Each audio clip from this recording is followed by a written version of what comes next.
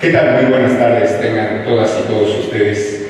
Nos da mucho gusto recibirlos en la sede del Instituto Nacional de Estudios Históricos de las Revoluciones de México, el INERM, en esta fecha tan especial. Agradecemos, por supuesto, que hayan tenido la gentileza de acompañarnos, por supuesto, las decenas de miles de personas que en este momento también participan en las marchas por una causa extraordinariamente justa, erradicar la violencia contra las mujeres. Bueno, también es muy importante su participación, ser conscientes, participar en las actividades es de suma relevancia.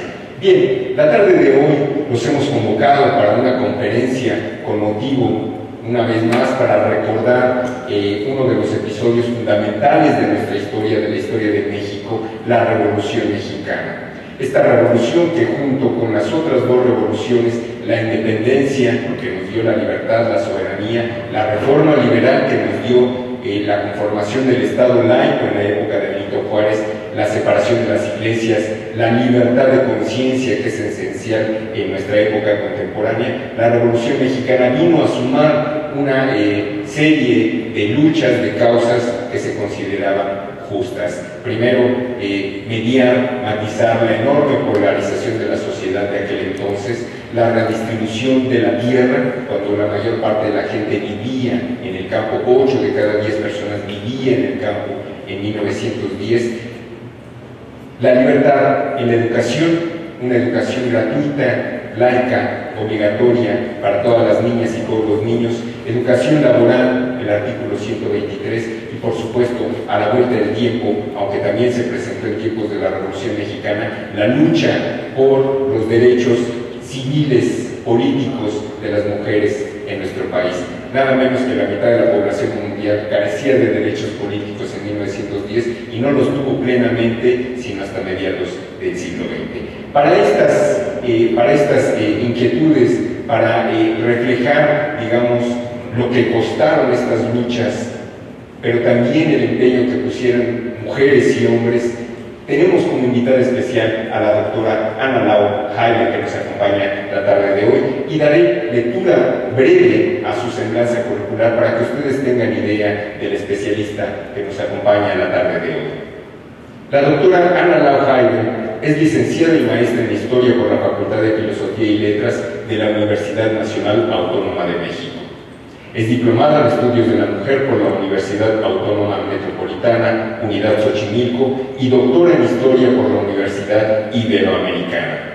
En la actualidad se desempeña como profesora investigadora y es coordinadora de la maestría en Estudios de la Mujer por la Universidad Autónoma Metropolitana, Unidad Xochimilco. Si todavía están buscando vocación, hay estudios sobre mujeres, no solamente a nivel de maestría, también hay otros programas que pueden canalizar sus inquietudes si lo que les interesa es hacer historia de género, historia de las mujeres, pero también, hablando de historia de género, de las diversas masculinidades que hay en nuestro país. La doctora Lau Jaime forma parte del Sistema Nacional de Investigadores de CONACYT. Sus líneas de investigación giran en torno a la teoría de género, la historia de las mujeres durante los siglos XIX y XX, la historia oral, las políticas públicas y la historia urbana. Es una de las investigadoras más destacadas en estudios de género e historia de las mujeres en México. Si la googlean, aparecen un montón de páginas relacionadas con su nombre. Se lo recomiendo. Por este motivo, por su trayectoria, este instituto, el INERM, la distinguió con el premio Clementina Díaz y Leobando en estudios de género a su trayectoria en el año 2015. Bien, la tenemos presente con nosotros. Aprovechemos, escuchemos y, por supuesto, pregunten. Ustedes pregunten, lo peor es quedarse con la duda. La tenemos aquí, pregunten. Con ustedes, Ana Lau Jaime. Un aplauso, por favor. Gracias.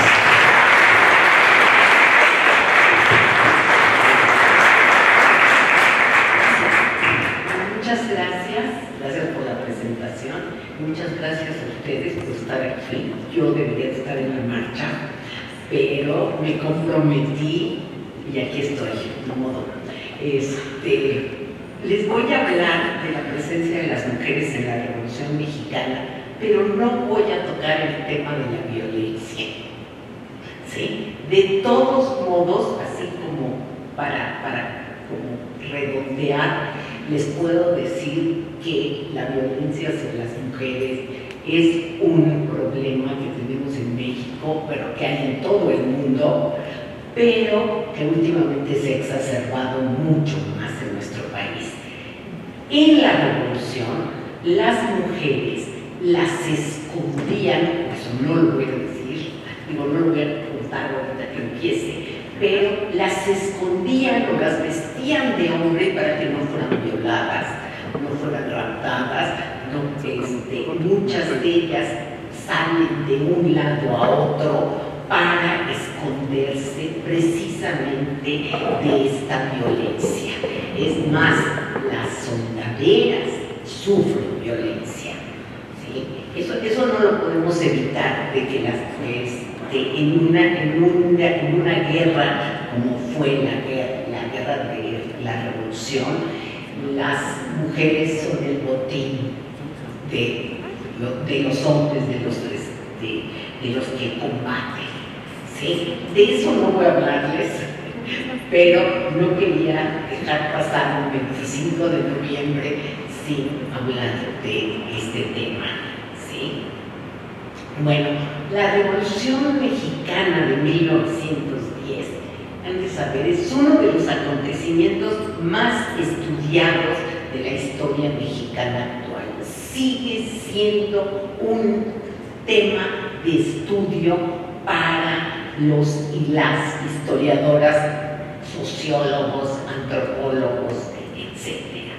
Si bien al principio atrajo la atención en sus aspectos políticos y sociales, esa visión se fue transformando a través de la investigación y el estudio de aspectos que abarcan sucesos regionales, por ejemplo, comportamiento de los actores sociales, las consecuencias económicas y culturales de la revolución, de la contienda, la vida cotidiana durante la guerra, donde entra la violencia precisamente.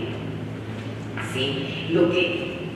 Todo esto ha producido innumerables visiones plasmadas en ensayos, monografías, libros generales muy importantes. Hasta hace pocas décadas, las mujeres habían sido las grandes ausentes de esta historia, como si no hubiera habido mujeres durante la guerra. Vamos a subrayar que las mujeres estamos en todos lados desde siempre, ¿sí? No solamente en la revolución, sino desde antes. Y el hecho de que las historiadoras feministas empezáramos a trabajar sobre las mujeres, no solo en la revolución, sino en las distintas etapas históricas, hizo que estas sujetos, suena horrible, pero estos sujetos sociales empezaran a llamar la atención y empezáramos a buscar en los archivos su presencia en la guerra, ¿sí? Entonces, dentro de los nuevos textos escritos por académicos hombres y mujeres, mexicanos, mexicanas y estadounidenses, sí, ya vamos a encontrar un capítulo sobre mujeres en la revolución. En este caso solo estoy hablando de la revolución, ¿sí? Y en esos capítulos se refieren al papel que jugaron estas mujeres en la guerra, ¿sí? De todos modos, no crean que hay miles de investigaciones, pero ya se habla, por ejemplo, de las hazañas registradas por algunas mujeres, y muchas veces se habla de las aguerridas Adelitas, plasmadas no solamente en la revolución, sino no solo en los escritos, sino en los corridos y en las leyendas, ¿sí? Las canciones de la Delita son famosos, ¿sí? Ahora, también hay quienes no han tomado en cuenta a las mujeres, ¿eh? No crean que todo el mundo, ¿sí? Ahora, la nueva historiografía sí es la que ha empezado a indagar sobre la historia de las mujeres. Yo hablo de mujeres, no hablo de género. Para mí el género es una categoría para estudiar a las mujeres. Y esta categoría, déjenme poner, ahí está,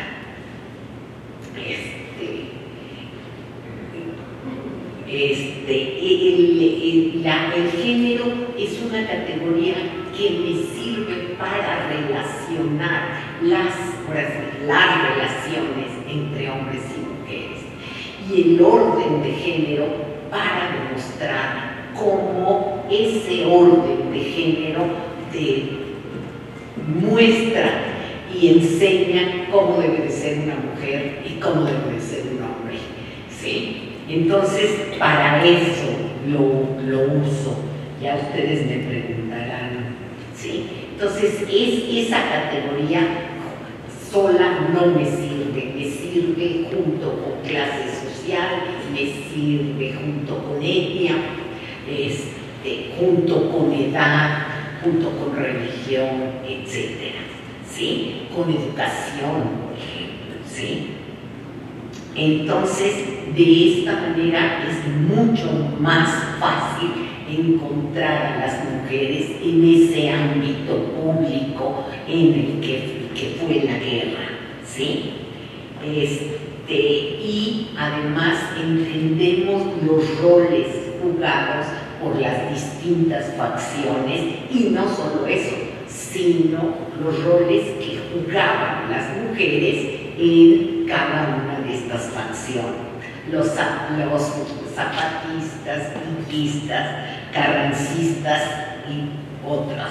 Y las múltiples actividades que estas mujeres de todas las clases sociales desempeñaron en la contienda, ¿sí? Y podemos examinar, analizar la manera en que las instituciones políticas, económicas, educativas, religiosas moldearon y perpetúan hasta el día de hoy las jerarquías de poder entre los sexos, ¿sí? Entonces, en esta charla, ¿sí?, parto de la premisa de que las mujeres han sido y son parte integrante de la construcción histórica de nuestro país. Su presencia es fundamental en todas las disposiciones de la vida, otra vez económica, política y social. No obstante, su ausencia en los análisis historiográficos, así como en las historias generales, es una muestra de la invisibilidad que como protagonistas hemos padecido a lo largo del tiempo, por lo cual hay que empezar a incluirlas, ¿sí? Bueno, he puesto así como diferentes títulos y ahora vamos a iniciar, ¿sí? El siglo XX mexicano estuvo marcado por una numerosa presencia de mujeres en espacios tradicionalmente reservados para los varones. Muchas de ellas se fueron integrando al trabajo remunerado, a la educación superior, a la política y también a la guerra.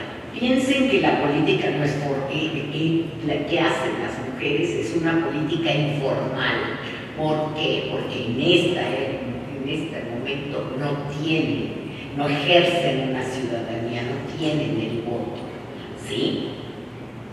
Las dos primeras décadas del siglo pasado fueron testigos del activismo femenino en la educación superior, laborando como profesionistas, sobre todo como periodistas en revistas y periódicos. Aquí tienen a una de las periodistas más importantes, que fue Lauriana Wright de Kleinhans, que publicó Violetas de la Náhuac. una publicación donde ella pedía que se integrara a las mujeres a la educación. Y hay quien dice que demandaba el voto. Yo ya me los leí, no lo encuentro de plano, ¿sí? Entonces, muchas de estas periodistas, además, estaban en la oposición y en los movimientos revolucionarios, en los cuales fueron escritoras y periodistas, proselitistas en favor de algún caudillo, soldaderas,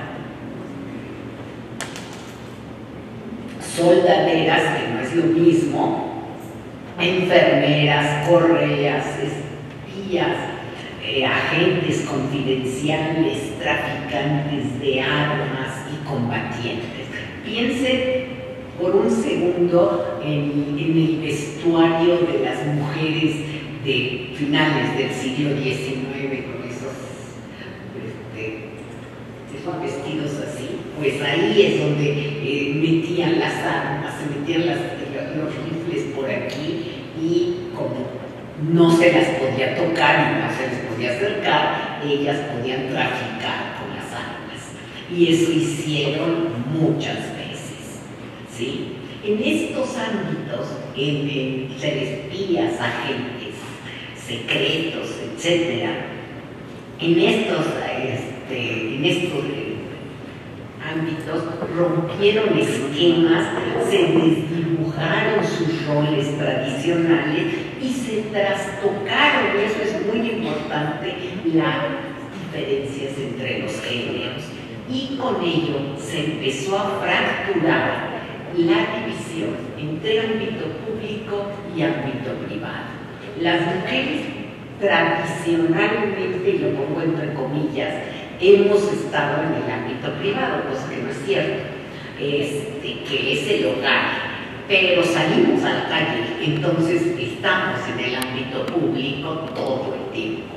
Entonces, esa separación tan tajante sirve más para una abstracción que para lo que estamos tratando, ¿sí?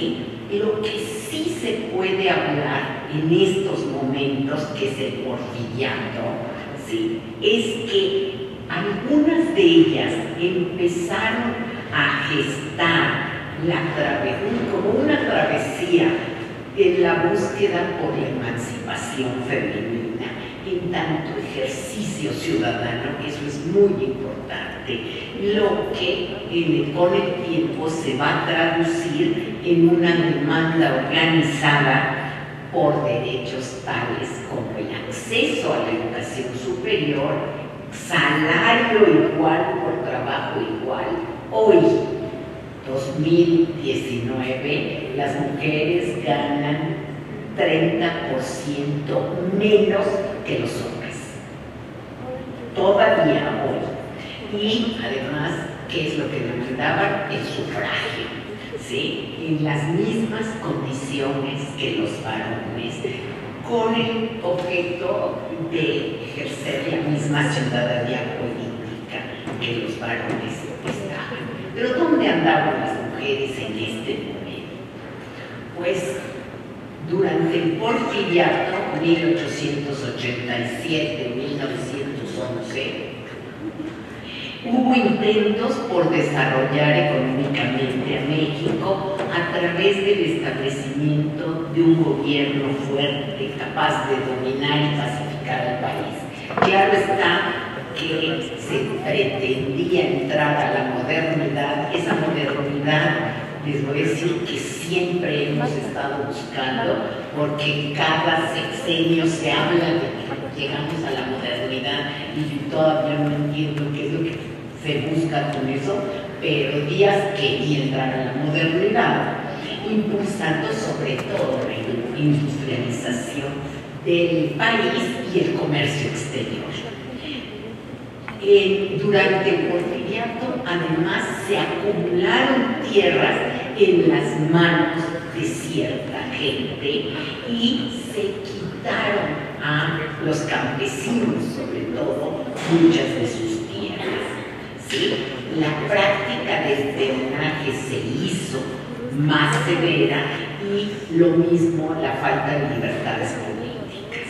La situación de pobreza y desigualdad que afectaba a la mayoría de las y los mexicanos propició la conformación de movimientos de oposición que crecieron y se fortalecieron hasta organizarse en un movimiento que en 1911 lograría derrocar al dictador.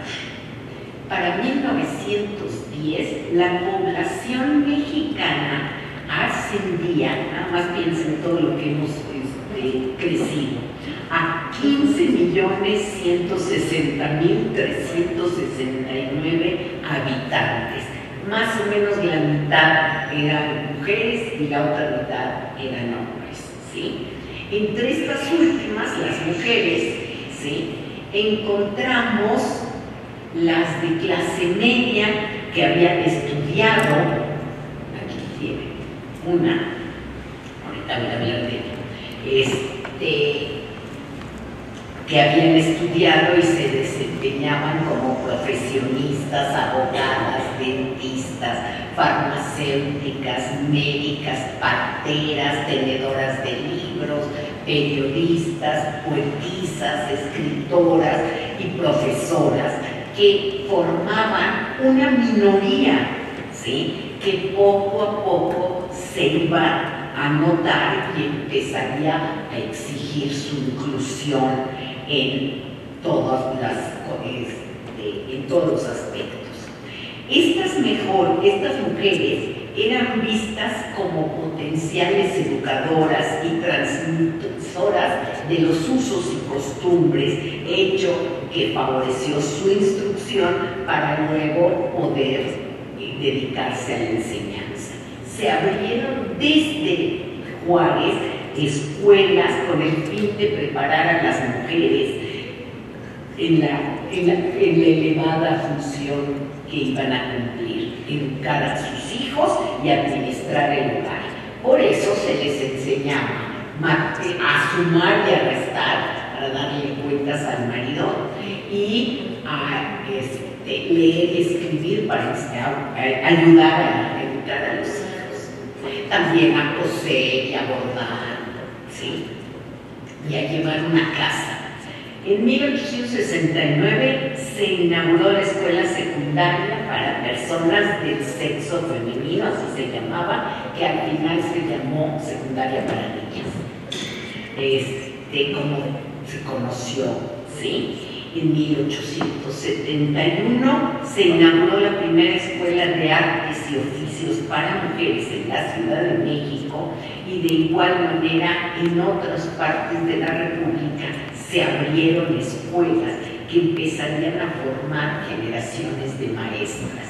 Estas maestras, muchas de ellas se volvieron periodistas, ¿sí?, no sabían leer y escribir.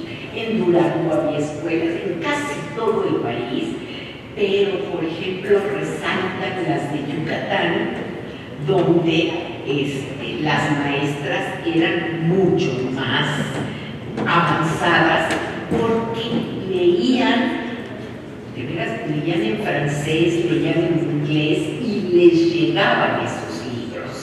Y por ello se hace en 1916 el primer Congreso Feminista en México, en Mérida, Yucatán, ¿sí?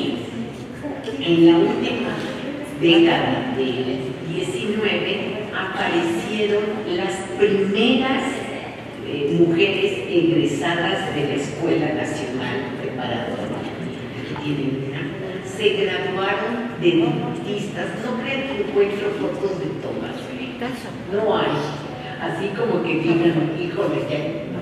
Pero Matilde Montoya, que fue muy famosa, sí hay foto de ella, porque además le tomó casi 10, 12 años graduarse como médica, porque una mujer no podía entrar a destazar un cadáver donde estaban sus compañeros hombres médicos. Entonces ella tuvo que comprarse su cadáver. Y para eso Porfirio Díaz le dio una beca en Puebla, donde acabó recibiéndose.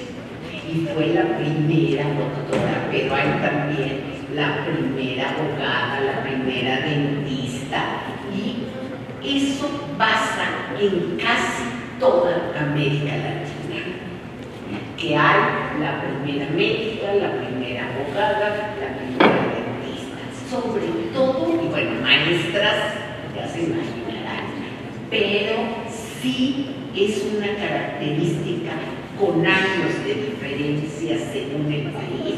El primer país donde se gradúan las médicas es Argentina, y es también el primer país donde se hace un congreso feminista en 1910. Pero eso vamos a dejar. Ahora, también se abren escuelas de enfermería.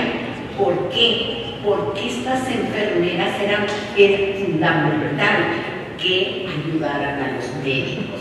Porque estas mujeres, las primeras médicas, no podían ser más que ginecólogas, podían solo tratar a mujeres.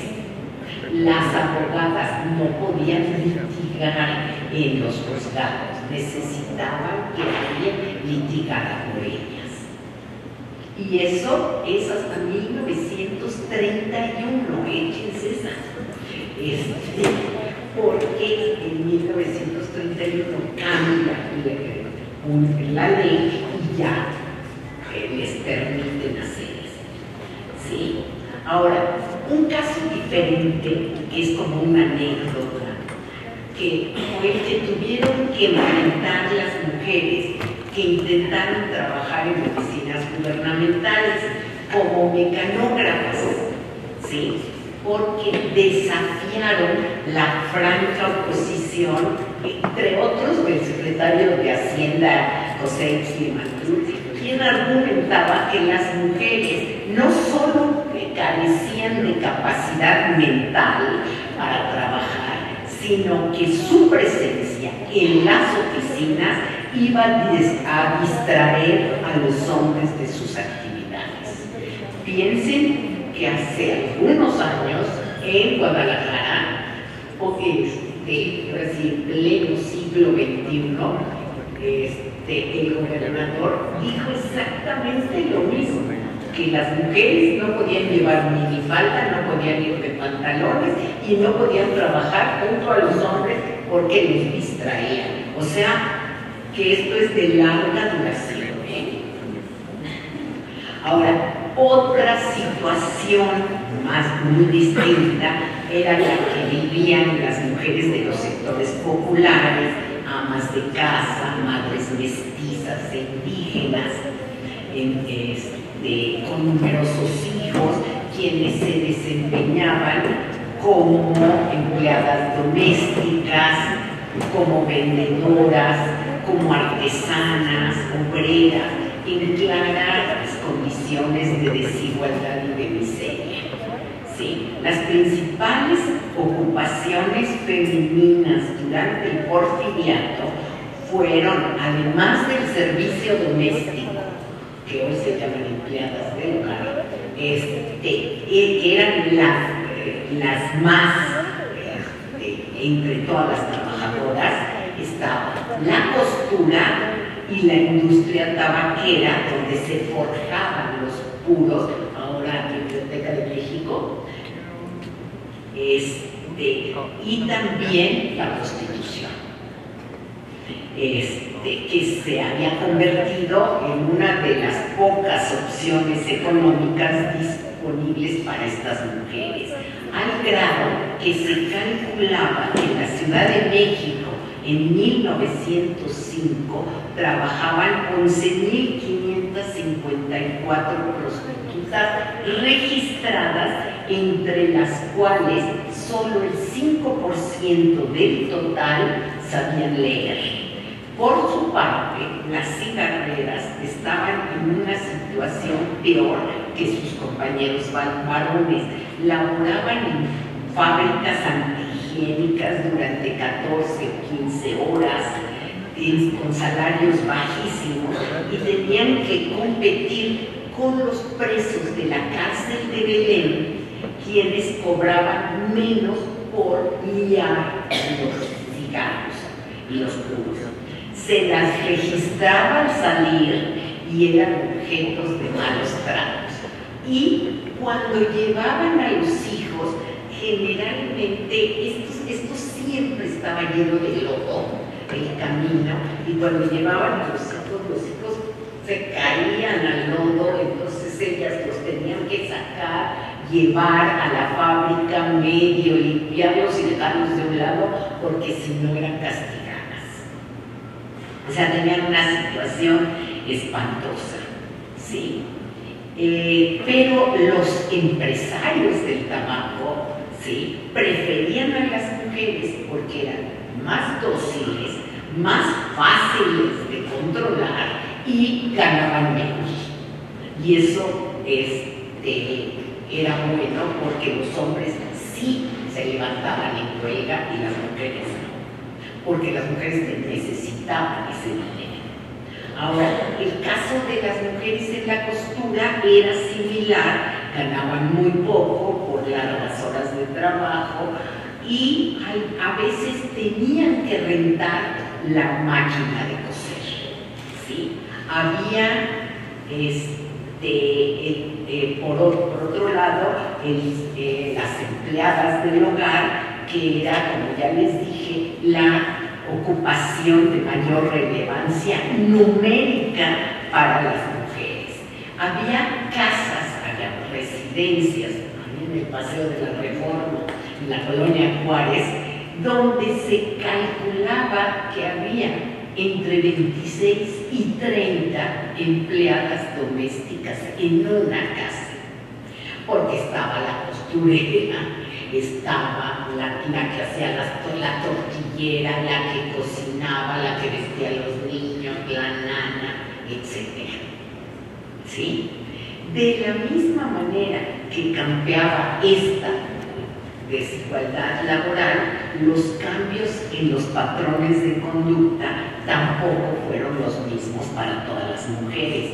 Según la clase social a la que pertenecieran o a las condiciones que enfrentaban, pues eran diferentes a las mujeres pobres, porque, por ejemplo, las campesinas habían tenido que abandonar sus tierras, habían sido forzadas a abandonarlas, ya por haberlas perdido o porque de plano no tenían cómo conseguir comida, y eso las hacía emigrar hasta el día de hoy a las ciudades, donde podían trabajar en las fábricas como empleadas domésticas, etc.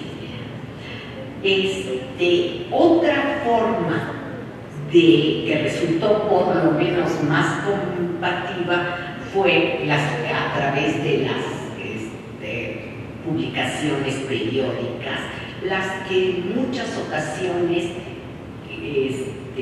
cuestionaban al régimen, planteaban reformas a la condición de las mujeres, tal como les enseñé en las violetas de la náhuatl, ¿sí?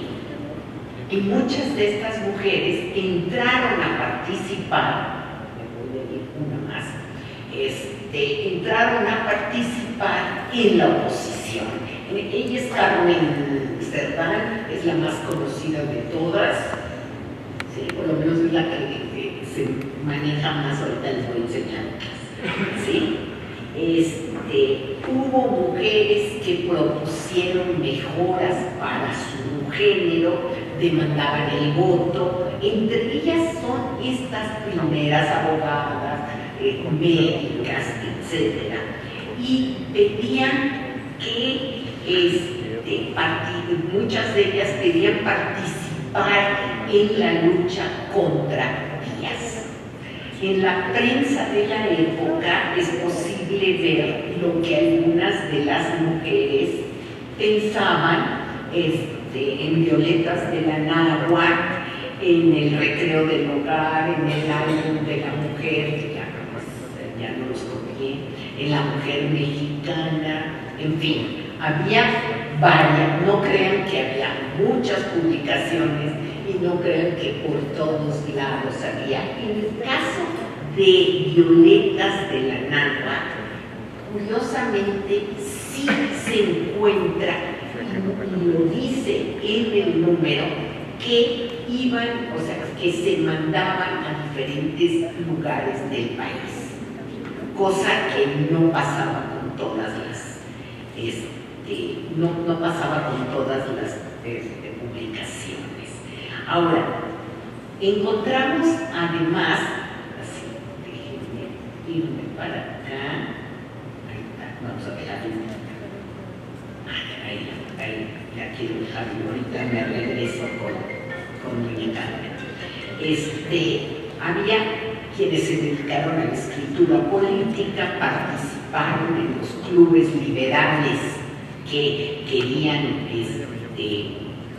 tirar al dictador, y entre ellos el más importante para mí, porque lo llevo estudiando mucho tiempo, es el de Juana Belén Gutiérrez de Mendoza, que es ella, ¿sí?, que publicó Vesper.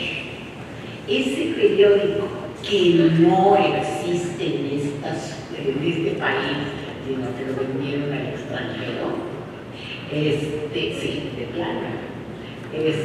Este periódico salió primero en 1901, luego salió en 1910, no crean que tenía mucho dinero Juana para poderlo publicar, y luego lo saca diferentes publicaciones entre 10 y 20, y luego lo vuelve a sacar en los años 30.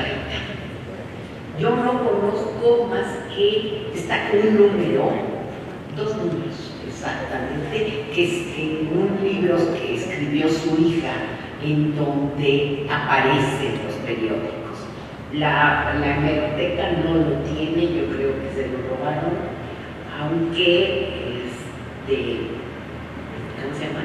Ángeles Mendieta, que es una de las publicaciones antiguas de esta institución, dice que ella lo vio.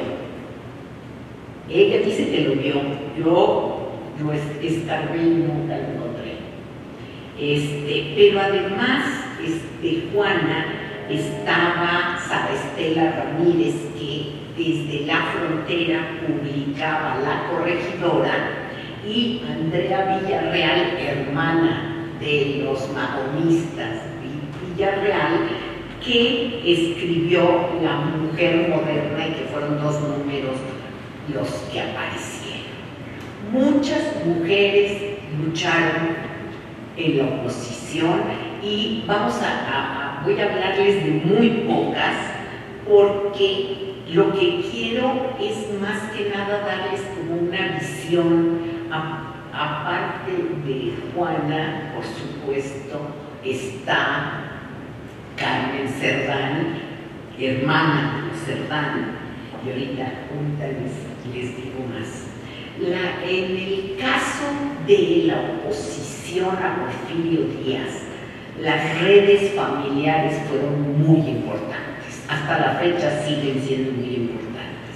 Entonces, esposas y compañeras de los opositores resguardaron el ámbito doméstico, cuidaron a los hijos, reconfortaron a sus padres cuando eran perseguidos o encarcelados, y en ocasiones los reemplazaban en las tareas de promoción revolucionaria. Lo que yo les decía, que eran correos, espías, etc. ¿Sí? Y ellas eran las que, con eso de que no se les podían acercar, pues se valieron de todos los medios a su alcance para educar. ¿Sí? Ahora, fuera de México, también cuando en 1903 Díaz exilia, saca del país, que plano, ni siquiera exilia, a los hermanos Flores Magón y a los magonistas, entre las cuales estaba Juana también. Y hubo muchas mujeres norteamericanas, también hubo hombres, pero la mayoría, que ustedes no lo crean, eran mujeres. Y aquí está, esa mujer que es Ethel Duffy Turner, él es John Kenneth Turner. ¿Se acuerdan de México Bárbaro? Sí. De México Bárbaro. Ella traducía al inglés los números de regeneración y luego, ayudada por una que no encontré nunca su foto, que a mí me parece una mujer impresionante, que se llamó Elizabeth Trowbridge, que dio toda su fortuna a los Flores Magón y que ayudó además a hacer un periódico que se llamaba The Border para apoyar a los Flores Magón. Sí, entonces no solamente en México había oposición, sino en la frontera, en Estados Unidos, donde estaban los Flores Magón, también había mujeres que inclusive pasaban, salían y entraban con los periódicos, etc. Y además que ayudaban a los Flores Magón. Elizabeth Trowbridge inclusive se casó con ¿cómo se llama? Manuel Sarabia, y lo mantuvo, no puedo decir de otra forma, lo mantuvo porque él estaba muy enfermo de tanto estar en la cárcel. Ella, Ethel, y él, es más, Ethel, esto sí, llega en 1950 a México y invitada por Cárdenas, y escribe un libro que se llama El Partido Liberal Mexicano, que también está publicado por el INERM.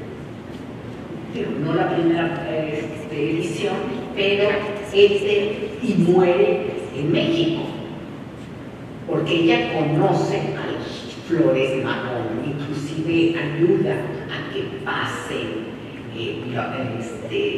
las instrucciones que Ricardo mandaba.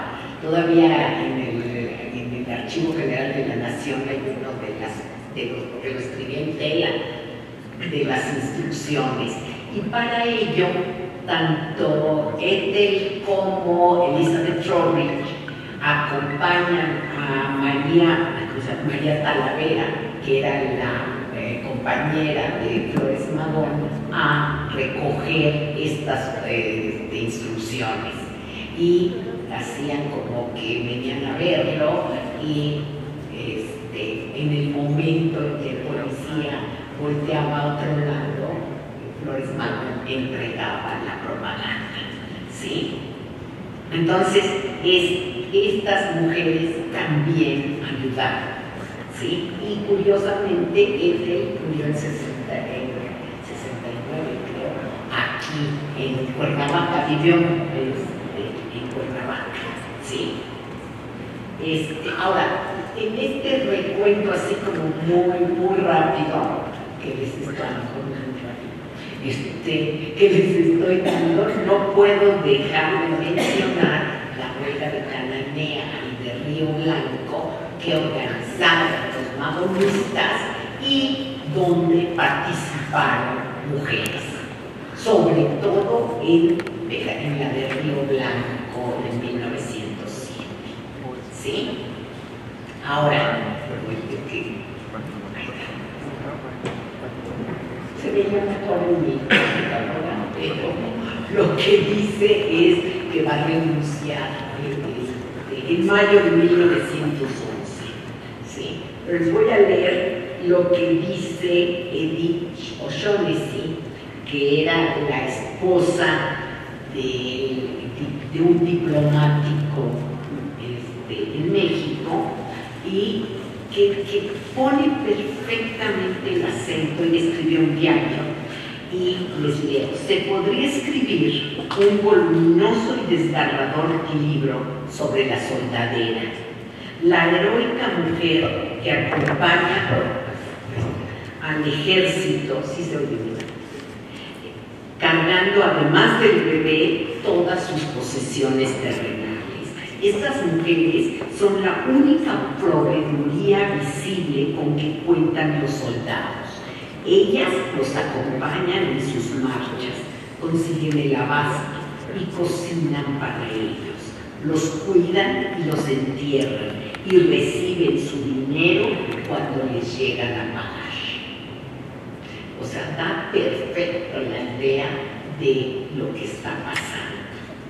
Cuando en 1910 fue patente que las promesas de Porfirio Díaz de abandonar el poder no se iban a cumplir, el país comenzó a transformar el descontento en organización. La exhortación que hizo Francisco I. Madero a través de la sucesión presidencial en 1910, el Partido Nacional Democrático aglutinó a buena parte de los antireeleccionistas, y la politización femenina se incrementó. Las mujeres que respaldaban a Madero se manifestaron abiertamente en contra de lo que sería la última reelección de Díaz. Muchas se definieron por uno u otro bando, pelearon, escribieron, aparecieron como autoras, firmantes o protagonistas, propagandistas de planes revolucionarios. Por ejemplo, aparecieron hijas de Cuauhtémoc, que es un grupo formado para apoyar la candidatura de Madero, encabezado por Dolores Jiménez Seguro, que se las voy a enseñar al rato.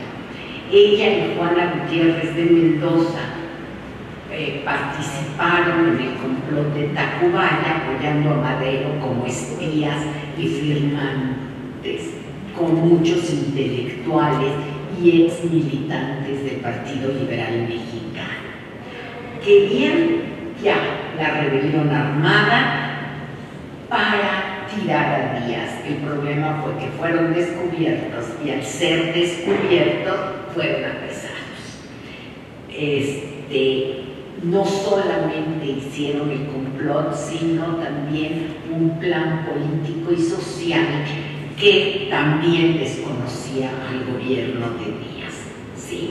Ahora, Díaz va a tener que renunciar cuando se da cuenta de que en el norte del país están peleando y él está perdiendo. ¿Por qué está perdiendo Díaz? Porque su ejército es un ejército gerontocrático, o sea, de viejos. Todos esos generales eran viejos, eran generales que ya no hacían nada. Entonces no había un ejército bien armado y sobre todo bien encabezado. Entonces, cuando en la sucesión presidencial Madero exhortaba a que se levantaran el 20 de noviembre, o sea, la semana pasada, que se levantaran en armas. Pero hubo lugares, y nada más voy a mencionar uno que siempre me ha gustado, el de Toribio Ortega, en Cuchillo Parado en Chihuahua, que se levanta desde el 14 de noviembre. Igual que lo va a hacer, ahora sí, y para atrás, ahí está, la familia Cerdán, que el 18 de noviembre los encuentran en Puebla y los masacran, pero no masacran a carne. A las mujeres las dejan.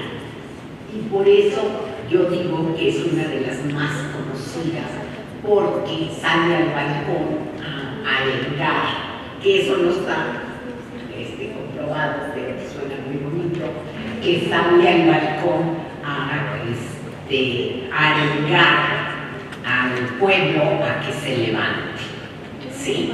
La renuncia de Porfirio Díaz, ahí les enseñé el periódico, hizo que las sufragistas levantaran su voz y pidieran que el secretario de Gobernación les diera el voto para poder votar por Madero. Eso era lo que querían y claro que no lo lograron. ¿Sí? Ellas decían, y lo decían desde 1857 con la Constitución de 1857, que esa Constitución no decía que las mujeres no tenían derecho al voto.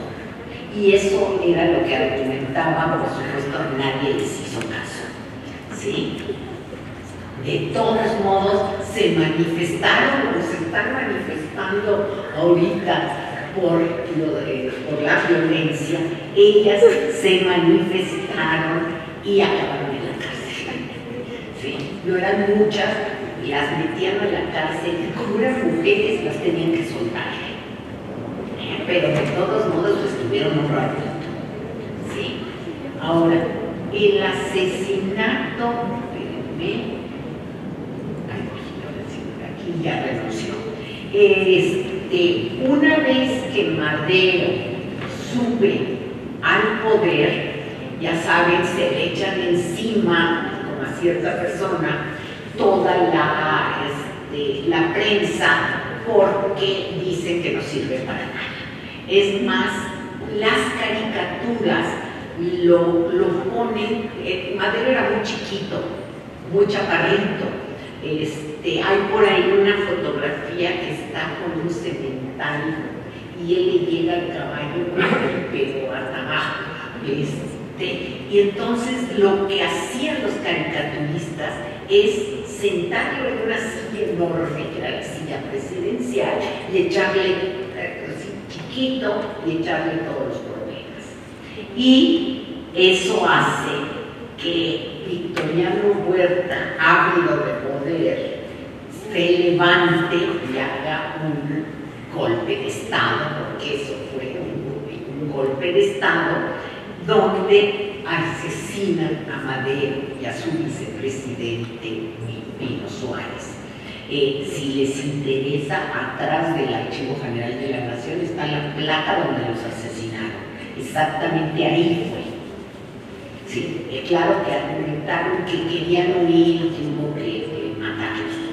Sí, pero eso hace que en 1913 se levante Venustiano Carranza con el plan de Guadalupe, nunca me acuerdo ese plan.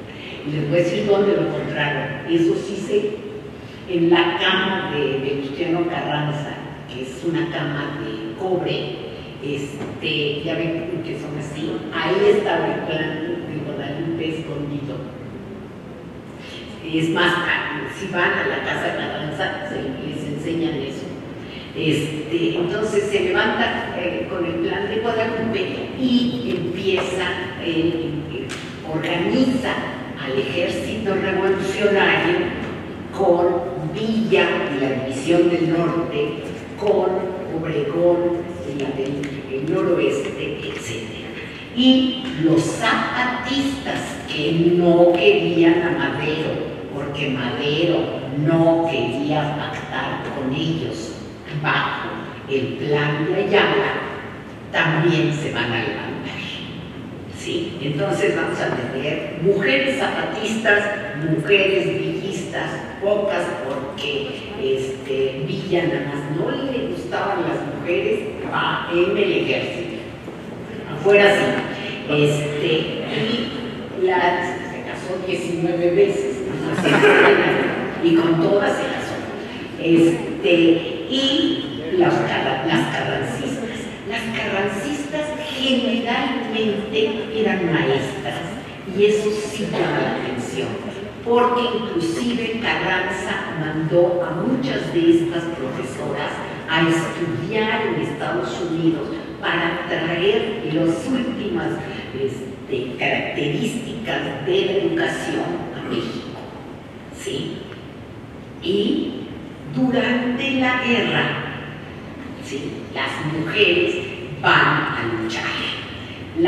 Ahí yo soy de la idea que la participación femenina en las guerras no fue una novedad de la Revolución. A lo largo del tiempo, las mexicanas participaron siempre en las guerras. No voy a decir que en la independencia hubo muchas mujeres combatientes, y la velita sale desde la independencia. Bueno, los avances técnicos, ustedes van a decir, ¿esta qué le pasa? Hicieron posible que las mujeres participaran, puesto que las armas no solo eran más abundantes, sino más ligeras, y eso hacía que las mujeres las pudieran cargar. Entonces, a diferencia del siglo XIX, donde los fusiles eran más pesados, aquí sí podían cargar esos rifles sobre todo. Ahora, las experiencias de estas mujeres, soldadas, soldaderas, que ahorita les voy a decir, galletas, como también les llamaban, guachas, viejas, guerreras, cucarachas, juanas, abelitas, todos esos nombres les decían a las mujeres, ¿sí? Y la visión que nos ha llegado de las que combatieron es tan diversa como eran ellas. Tenían distintos orígenes familiares, filiaciones regionales y de clases. Había mujeres de todas las edades. Aquí les estoy poniendo enfermeras, que ahorita voy a ver más enfermeras. ¿Por qué? Porque la Cruz Roja, al ser una corporación mundial, se negaba a levantar a los revolucionarios. Entonces fueron dos mujeres las que organizaron a la Cruz Blanca y a la Cruz Azul, a la Cruz Blanca neutral y a la Cruz Azul, para exactamente levantar a los heridos y a las heridas de la revolución, ¿sí? Y aquí están las diferencias. Había mujeres de todas las edades, jóvenes y adultas, casadas, separadas y solteras. Algunas eran voluntarias, mientras otras habían sido forzadas a participar en contra de su voluntad. Hubo quienes siguieron a sus esposos o amantes, pero otras fueron secuestradas, violadas y obligadas a ir tras un soldado. Participaban en la mayoría de las actividades cotidianas, tanto del campamento como de la contienda armada. Las prácticas sociales se redefinen en la guerra y los roles genéricos se redistribuyen. Las mujeres, desde la retaguardia, cumplen múltiples tareas y con ello su presencia se torna indispensable. Recuerden una cosa, el ejército revolucionario, división del norte, noreste, etc., ¿sí?, no era un ejército organizado, no era un ejército propiamente un ejército. Por lo tanto, las mujeres jugaban esa parte que en los ejércitos organizados lo hacían los hombres, ¿sí? ¿Qué hacen? Cuidan a los hijos, confortan sexualmente a los hombres. Había hombres que no iban a la revolución si no iban con su mujer.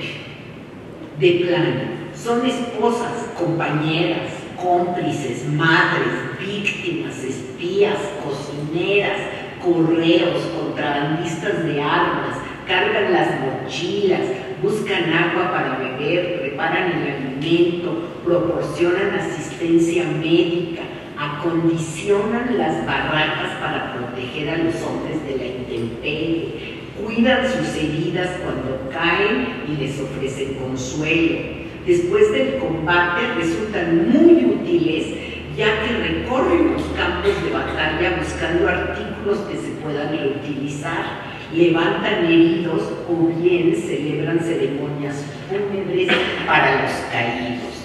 Estas mujeres en ocasiones asumían actitudes masculinas y no solo se vestían de hombre, sino que se convertían en valientes, agresivas y peleoneras.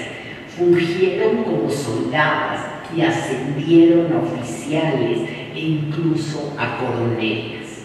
Gustavo Casasola, el fotógrafo, dice que la soldadera necesita masculinizarse completamente, en lo exterior y en lo interior. Vestir como hombre, conducirse como hombre, ir a caballo, resistir las caminatas y a la hora de la acción demostrar con el arma en la mano que no es una soldadera, sino un soldado. En cambio, la soldadera es la que no pierde su feminidad, es esposa, madre y víctima, camina en la retaguardia, como yo les estoy diciendo, con los enseres de cocina a la espalda, si es que no llevan crío. Muchas llevan al hombro la carabina del Juan. Entre las nuevas aproximaciones surgidas del estudio de las mujeres de la Revolución, destaca el tema de la sexualidad y el travestismo de algunas contendientes. Y aquí tienen a Amelia Robles, que se convirtió en Amelio Robles. Inclusive consiguió identificarse como masculino y ser considerado hombre, y muere como Amelio Robles. De él hay varios más que se han identificado con la masculinidad. Sí, ahora, hay otras que se visten de hombre para no ser violadas, ¿sí? Para poder acceder a grados, comandar tropas, y por eso se visten de hombre y cambian su manera de ser, se masculinizan. Por ejemplo, Pepita Neri, que se llamaba Ricardo Centeno, quien combatió con los zapatistas y fue considerada, miren, ahí está, las soldaderas son las que van arriba de los trenes, porque la revolución que se hizo en tren. Entonces, esas llevan todos los adminículos para confortar a los hombres. En cambio, aquí tienen soldaderas, soldados y soldadas. Hay unas que son vendedoras, hay otras que sí llevan el rifle, hay otras que posan para la cámara, porque si no lo puedo negar, aquí están, ¿ven? Y aquí hay más enfermeras, ¿sí? Otras. Estas están posando, ¿eh? Ahí hay otras, ¿sí? Aquí hay otra. Aquí hay otra. ¿Sí? Ustedes han visto películas en donde María Félix va de soldadera. Exacto. ¿sí? Entonces hay, y esta que es totalmente, ¿cómo se llama? Posada, ¿sí? Contamos con muchos ejemplos gracias al archivo histórico de la Secretaría de la Defensa Nacional, que hizo, que donde están los expedientes de las 200 y tantas, no, 400 y tantas veteranas que Marta Rocha hizo su libro, hizo su tesis sobre esas veteranas que como ascendían y tenían grados y sobre todo tenían los papeles para demostrar que habían peleado, entonces hasta 1970 se las reconoció y se les daba una parte de dinero bastante pobre, ¿sí? Pero por lo menos se las reconoció como veteranas, ¿sí?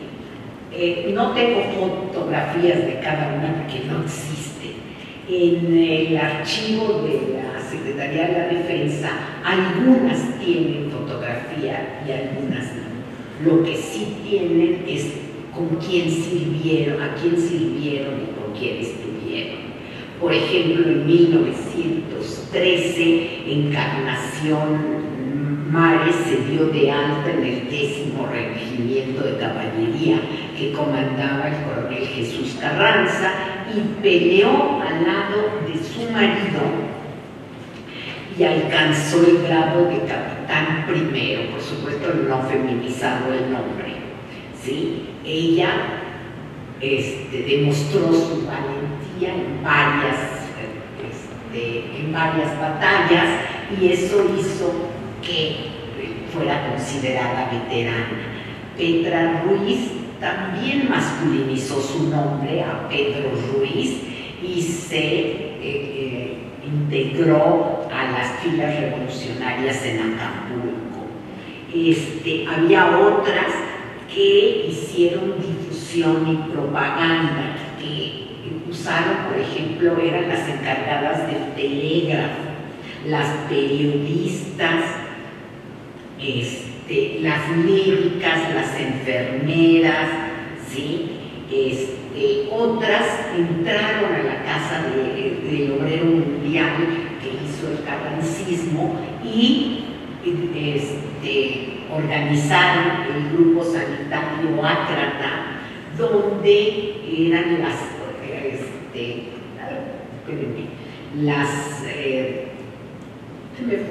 las enfermeras de los batallones rojos, ¿sí? Me fue la palabra, ¿sí? Muchas alcanzaron grados militares siendo enfermeras. Hubo quienes dieron dinero a la causa, así como las norteamericanas, ¿sí? Y hubo que ayudaron con dinero, con provisiones, con municiones. Hubo muchas que se llevaron a dueñas de haciendas que encabezaron batallones.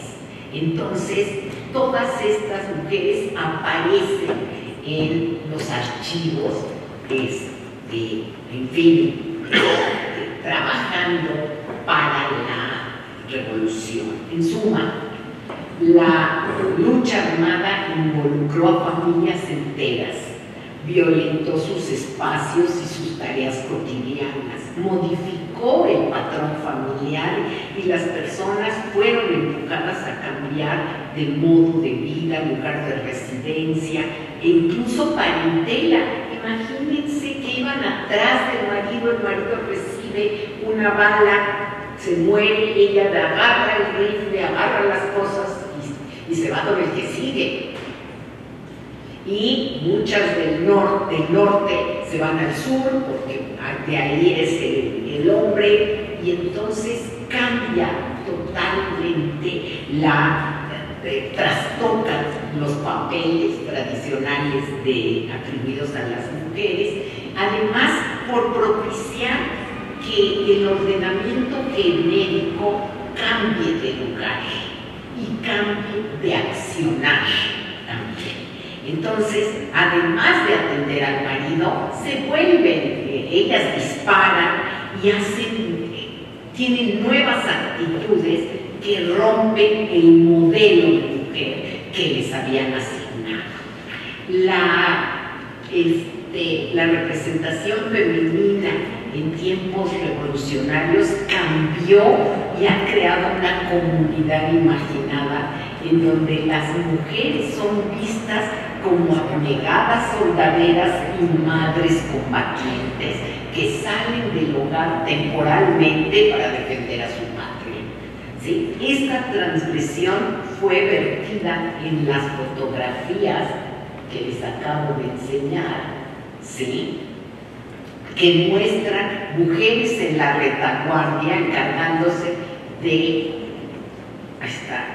asistencia médica, ¿ven? Las enfermeras, por ejemplo, de sanidad, y en ocasiones son heroínas anónimas, ¿sí? Por último, la contribución de las mujeres, que voy hasta la última,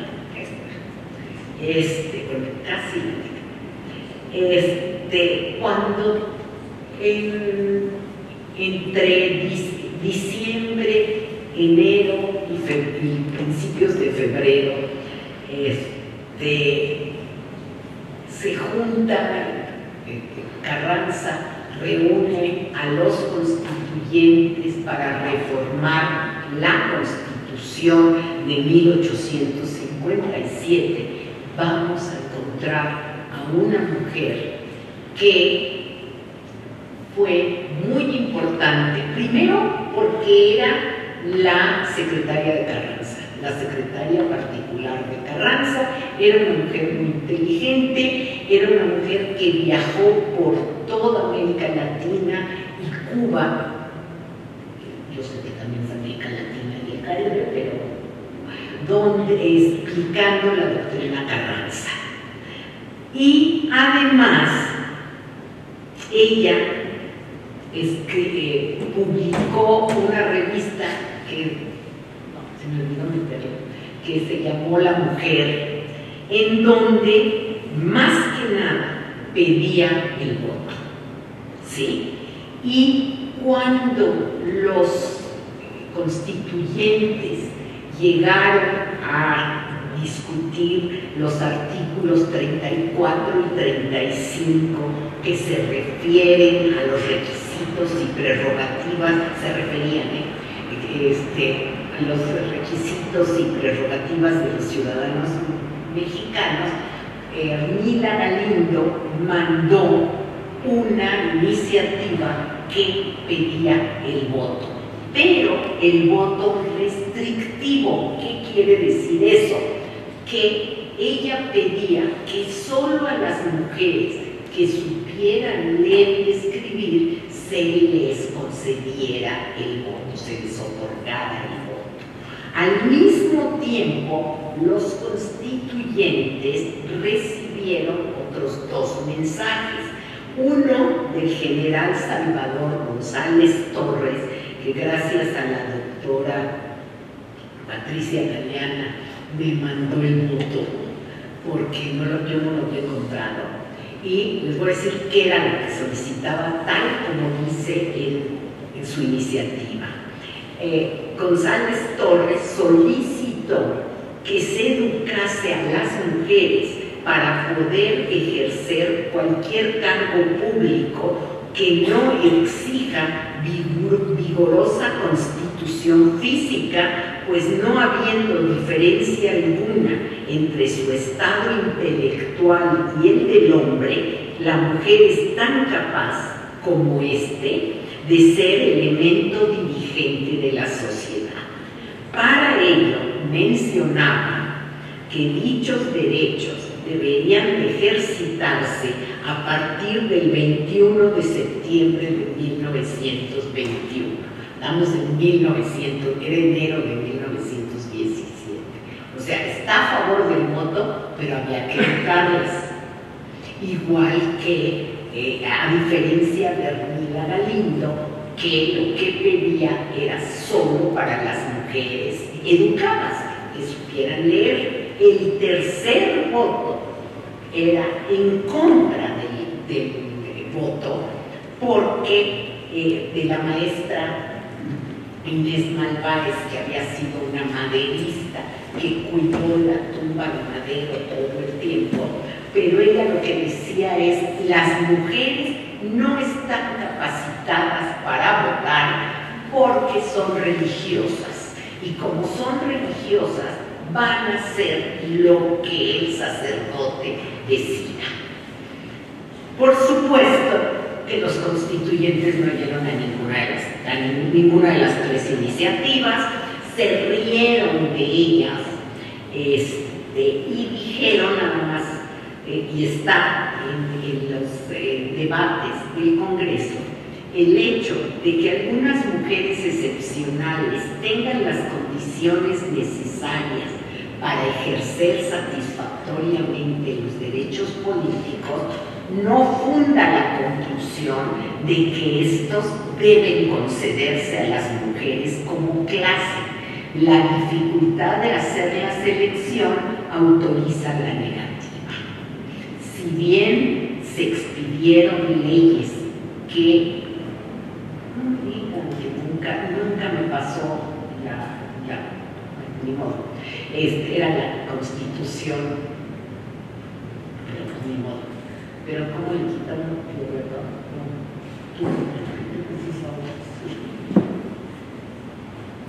Para que no se vea feo. Dejemos a Emilia sola. Si bien se expidieron leyes que trataron de reglamentar ciertas conductas que habían cambiado, no fueron suficientes. Las transformaciones se habían echado a andar y paulatinamente se empezarían a modificar comportamientos y prácticas sociales en ciertos sectores de la población. El ejercicio ciudadano iniciado por las mujeres traspasó sus ámbitos de acción, se incorporaron a la educación, al trabajo remunerado, con menos restricciones. El derecho al sufragio y, por lo tanto, el acceso a la política formal tardaría más de 30 años en ser alcanzado, 17 de octubre de 1953. Como se ha podido ver, la participación de las mujeres en la revolución apenas se está revelando. No hay muchas investigaciones ni obras publicadas que den cuenta de la importancia que tuvieron tanto para la vida cotidiana de los ejércitos en lucha como su contribución ideológica plasmada en planes y programas. El papel que jugaron está aún en construcción. Su participación, su interpretación a los poderes instituidos no ha sido suficientemente resaltado y se conoce poco de aquellas que intervinieron.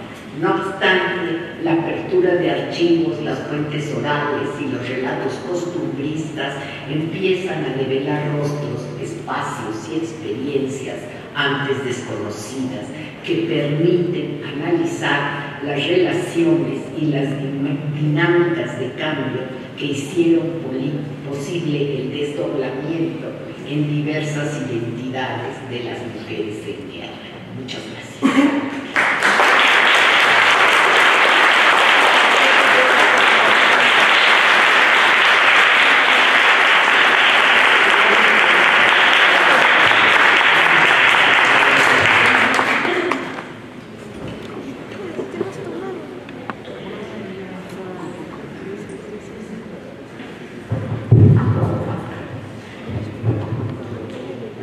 Pues qué interesante descubrir a las mujeres participando en la historia. Por supuesto, la Revolución Mexicana nos anuncia un movimiento, un momento explosivo.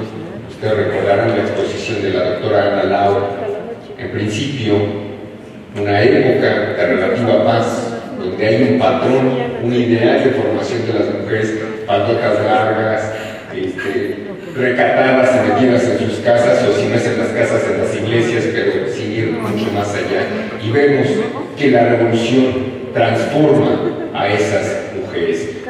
Muchas de ellas siguieron desempeñando sus papeles tradicionales, pero muchas de ellas también se volvieron mujeres broncas. Piensen ustedes cómo cambia la moralidad vivir en un contexto de guerra. Recuerdo ciertos pasajes literarios, ciertas evocaciones, donde las mujeres en medio de un campamento se pelean a un hombre. Bueno, en las telenovelas actualmente también se pelean por un hombre, pero es un hombre rico, en fin, lo que quieran. Pero me llama la atención al recordar eso, como dos mujeres se pelean a un hombre, y el argumento de una de ellas es: mis frijoles son más sabrosos, mis tortillas son gorditas y mi cobija es calientita.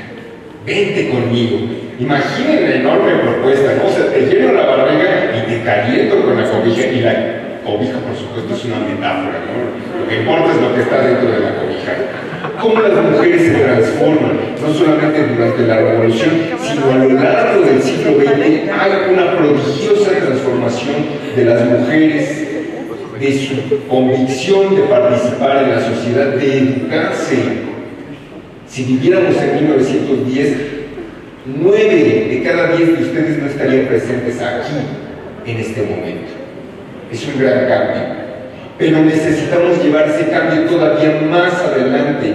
No hemos llegado lo suficiente a una transformación igualitaria, y por eso, en este momento, en el momento en que ustedes están asimilando una fracción de historia, hay decenas de miles de mujeres que salieron a protestar, y por supuesto somos solidarios con ellas, porque no estamos viendo la historia de la masculinidad en este país en el día de hoy, sino tratando la historia de las mujeres.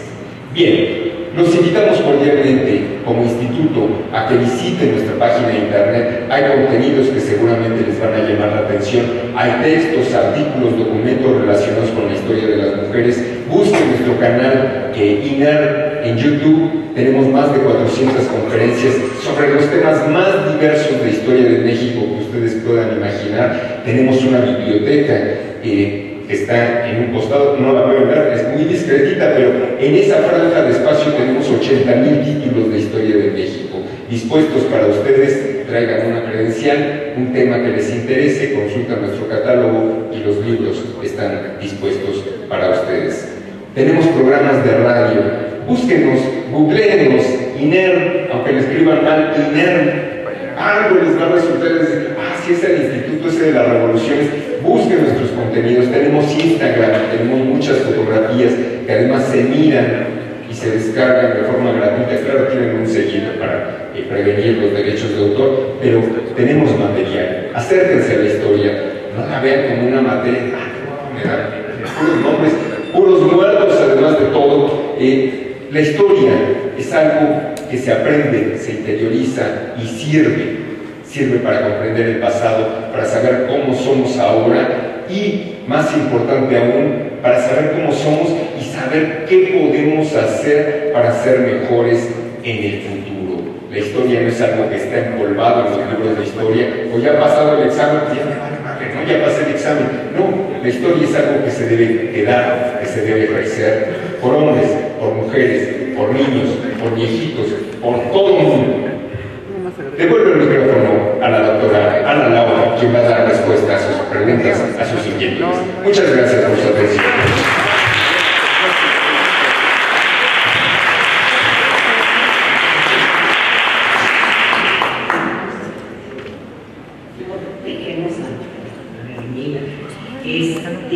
Juan Carlos Molina, o sea, no tiene pena.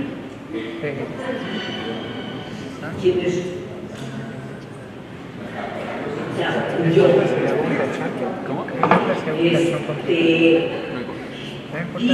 Me pareció muy interesante su observación en torno a la diferencia entre la categoría género y mujeres. ¿Podría ahondar con mayor profundidad la diferencia entre ambas? Género es una categoría de estudio, ¿sí? No quiere decir mujeres. Género es la relación entre hombres y mujeres. Es una relación jerárquica, es una relación de poder. Y el género, además, para que se entienda como categoría, tiene que estar acompañado de clase social, de raza, de edad, etc. No es nada más hablar de mujeres cuando se habla de género. Género, hay género masculino, hay género femenino, y el otro día oí que había 36 géneros. Género quiere decir la construcción ideal de la feminidad o de la masculinidad. Eso es así lo más. Ahora, las mujeres y los hombres tienen su historia. Lo que pasa es que yo reivindico la historia de las mujeres porque el género ha venido a invisibilizar a las mujeres. Y si yo hablo de género, ya no hablo de mujeres. Y yo hago historia de mujeres con la categoría de género. ¿Sí? A ver, ¿sí te contesté, Juan Carlos? Les contesté a los demás. Luego aquí hay alguien sin nombre que dice que si las mujeres que participaron en la revolución fueron heroínas, pues igual que los hombres, que algunos son héroes, algunos fueron antihéroes, y yo creo que las mujeres igual. En ese sentido somos iguales, somos personas, individuos e individuas que algunos se tiraron y se volvieron en la bandera como los niños héroes que no se volvieron en la bandera, pero que queda re bonito, igual fueron heroínas, algunas salvaron vidas, otras no, y los hombres hicieron lo mismo. Por ejemplo, Villa, que era sanguinario, a mí me encanta su figura o la aclaración, pero odiaba a las mujeres, en el sentido de que a las soldaderas las mandaba adelante para que las mataran y entonces se dieran cuenta de que ahí había gente que no estaba de acuerdo con él. Y eso fue porque una vez lo trataron de matar una soldadera y les agarró tierra. Entonces fue un héroe porque tenía ideas, si quieren, muy avanzadas sobre educación. Él no fue educado, él aprendió a leer en la cárcel, pero contra la gente que mandaba matar o que le daba un balazo, pues no es un héroe, era un bandido, ¿sí? Y luego, que no firman, dice, el caso de la coronela zapatista Amelio Robles, Amelio Robles, ¿podría ser considerado el primer caso transgénero en México? No lo creo. Yo creo que los transgéneros estaban en el closet, de plano. Es más, ¿han oído hablar de los 41? Sí. ¿Sí han oído hablar o no?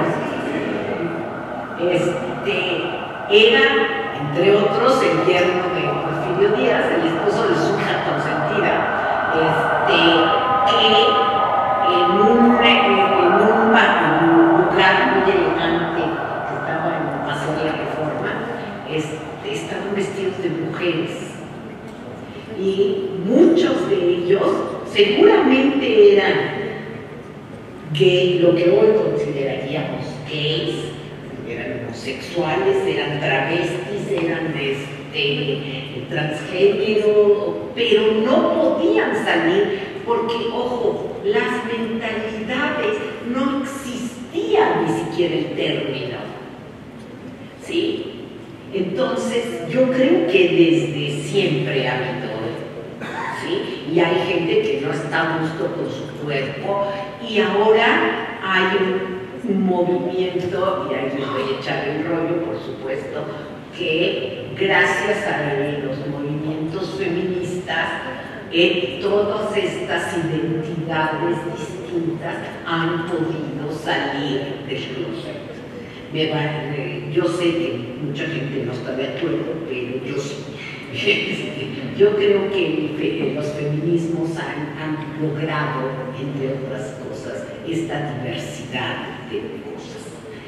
Luego, ¿qué factores, inquietudes e influencias fueron necesarios para propiciar el sentido de participación política e ideológica de las mujeres en México?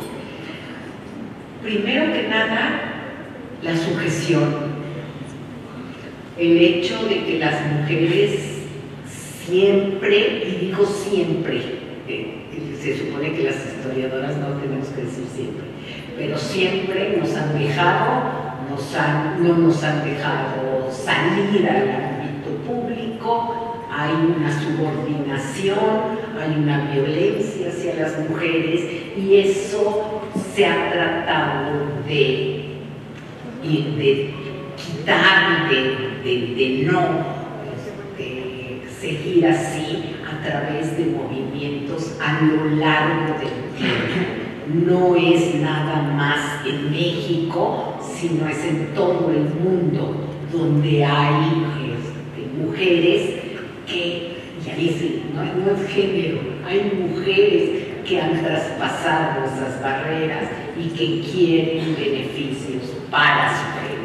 Ahí sí, así es. Y, por supuesto, quieren participar en política. No estoy diciendo que quienes participen en política tengan una mentalidad feminista, pero por lo menos de cambio y transformación de las mentalidades, ¿sí? Luego dice Brisa y Naomi, Noemí o Naomi, dice: hubo algún movimiento de oposición al ver que las mujeres comenzaron a tener más acceso a todo. Todo el tiempo ha habido movimientos de oposición a que las mujeres saliéramos a hacer muchas cosas. Por ejemplo, tanto Calles como Obregón, cuando el Consejo Feminista Mexicano, que es el primer grupo de mujeres que se organizan después de la Revolución, les prometen el oro y el moro, y entre ellas el voto, y por supuesto que ni siquiera voltean a verlas, ¿eh? Así que siempre ha habido eso. Y luego la última dice: ¿qué opina de los movimientos feministas actuales? Yo no soy la persona, Brisa, no sé quién sea Brisa. Bueno, yo soy feminista. Creo que las jóvenes de hoy están haciendo una política diferente y unas acciones diferentes a las que me tocaron a mí en los 70s y 80s. Estoy totalmente de acuerdo con ellas. Que pintarrajeen el ángel si van a dejar de matarnos. ¿Sí? ¿Alguna otra cosa? Bueno, gracias a ustedes.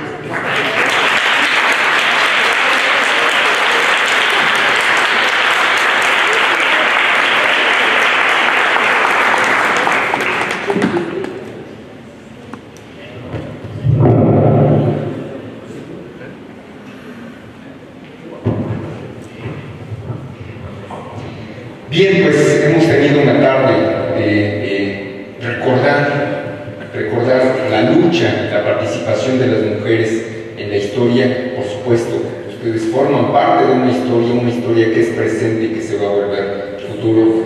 Sigamos adelante, por supuesto, si se están formando, si están abriendo su pensamiento, hombres y mujeres, para una participación mucho más igualitaria en la sociedad. Que podemos decir, sí, todos tendemos a la lucha de eso. Algún profesor me puso en la siguiente pista: en tanto no haya una distribución de la riqueza entre hombres y mujeres, la verdadera igualdad no se va a conseguir. Y lo más sorprendente es que de la riqueza total del planeta, solo el 1% está en manos de mujeres. Solo el 1% de la riqueza en el planeta, 99% está detentada por instituciones y por varones. Hay mucho por cambiar, hay mucho por cambiar. No lo vamos a ver, pero hay que sentirse orgullosos de participar en ese cambio. Y ustedes participan desde luego en ese cambio porque están aquí presentes. La mejor se los trajeron a huevo. Pero algo les va a quedar de esta conferencia, algo dirán, oye, estuvo padre, oye, me hizo pensar. Si hay un pequeño cambio en su pensamiento, esta conferencia, la participación de Ana Lau habrá tenido éxito y nosotros, al recibirlo aquí, nos sentiremos que habremos cumplido una pequeña misión todos los días. Muchas gracias por acompañarnos. Que viva la historia y, por supuesto, que vivan las mujeres en buenas condiciones, en igualdad, en respeto. Y alguien quiere